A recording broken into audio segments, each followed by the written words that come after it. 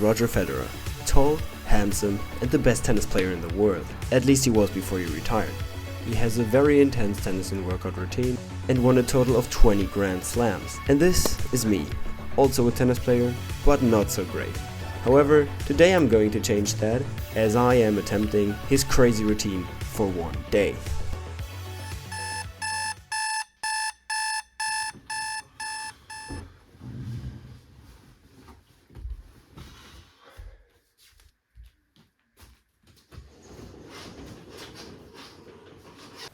As you can probably see, I just woke up, but Roger Federer has a very strict schedule, so let's get going.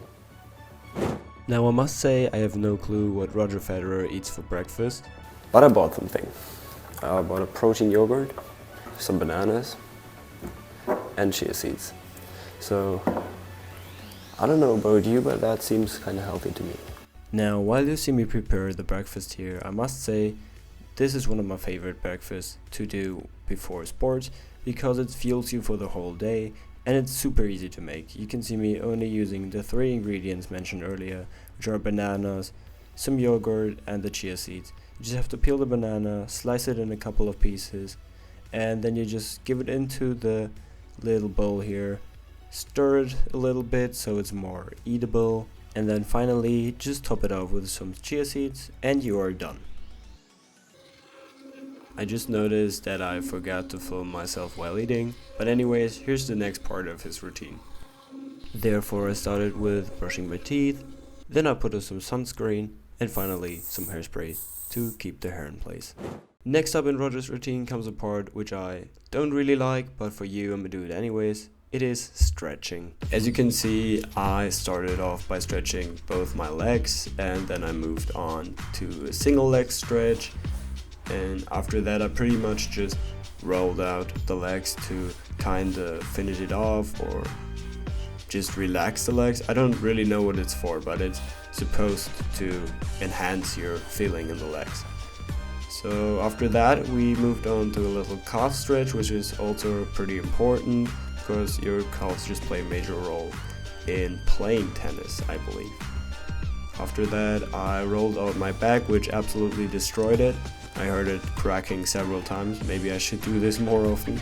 And then finally I finished things off with a normal back stretch, which was kind of free.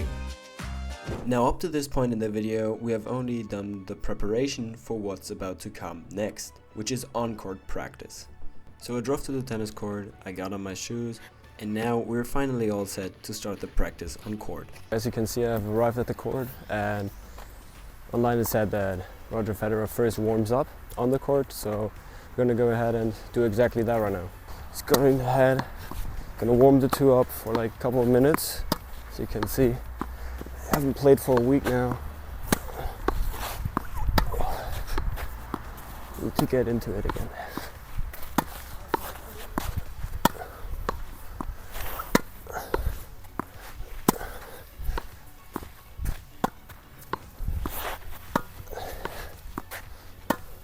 After warming up, the next thing I did was just playing some forehands against the wall to get a better feeling for the shot overall and also to practice the consistency with it. However, I quickly noticed that it's not really easy to play against the wall because the balls come back very slow and sometimes you have to let it hit the floor 2 times and then it's too slow to be hit back. So playing against your coach is always the better thing to do.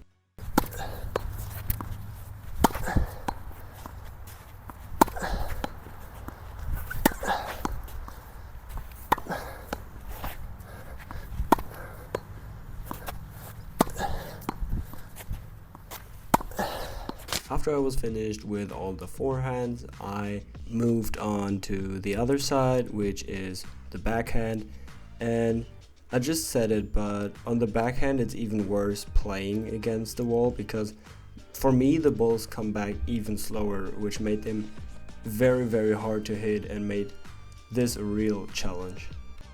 I mean, you can see it pretty well that I hit very far up because I have to give the ball more speed. And then sometimes things like that happen.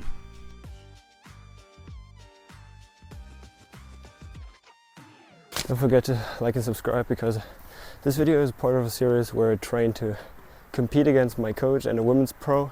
So if you don't want to miss out on that, then definitely subscribe and like this video. If you have some recommendations how I can improve, then definitely put them down in the comments. And now let's get to backhand stops or backhand slice.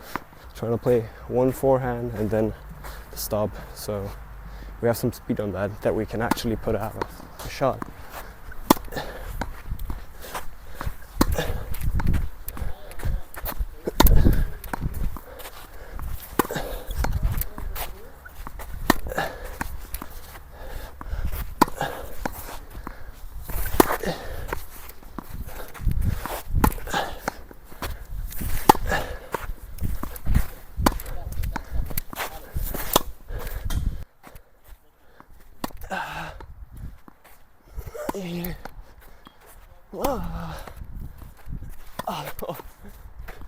Yeah, I'll plate myself there. Getting hot.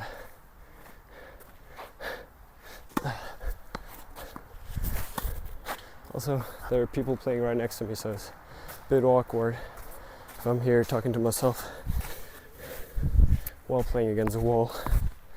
But we do everything for the views, right? Everything for the dream. Now I must say, after that crazy practice I needed some lunch, and luckily my family prepared some pizza. Now the bad thing about that is that I forgot to film it because I was eating it with my family, so let's just move on. Because next up is actually going to the gym or just weightlifting. However, I didn't want to harass some people at the gym and just wanted to leave them alone, so I decided to just work out at home with my body weight. Therefore, I started by training my legs with some very simple but effective squats without any extra weight. Then I moved on to some pull-ups, which were wide for the back, and then some more narrow pull-ups for the back also, of course. Then we got to crunches for the abs, which absolutely hurt me. You can see it in the video. It's not the nicest exercise to do after tennis practice. But we also had to top it off with some push-ups, which were also pretty tough after that day, and also some more push-ups, which you can see right here, because push-ups are just the best way to train your body without any extra weight. They're very simple, but yet very effective. Believe it or not, but next up is not dinner, but rather on-court practice number 2, so let's get back to the court. For on-court session number 2, I again started by warming up my forehand and backhand like in the first time, but now we gonna train something different afterwards, which is serves and some attacks or attacking balls if you wish. And I gotta say that worked out much better than the forehand and backhand practice, because I was hitting the ball a lot faster, and therefore only sometimes the ball came back very slow so that I couldn't really pick it up. But otherwise it worked really well, and I was pretty happy with the results I got. But still, I had to move on to serves because it's the most important part of tennis. Who are we kidding? And so I did.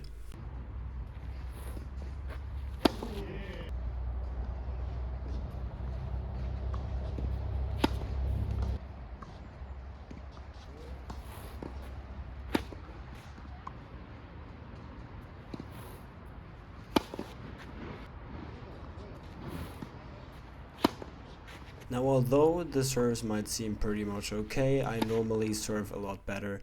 And guess what? A weekend after, I bought a new racket because that one doesn't play well. After I was finished with my on-court practice, I quickly prepared some dinner that consisted out of some fish sticks and 2 potatoes, and then I went to bed. As we're nearing the end of today's video, I just want to say that I really enjoyed today, but it was tough. If you want to try it out for yourself, do so, but definitely stay hydrated and stay safe. And write in the comments who I should train like next. Don't forget to subscribe, and I'll see you next week in the next episode.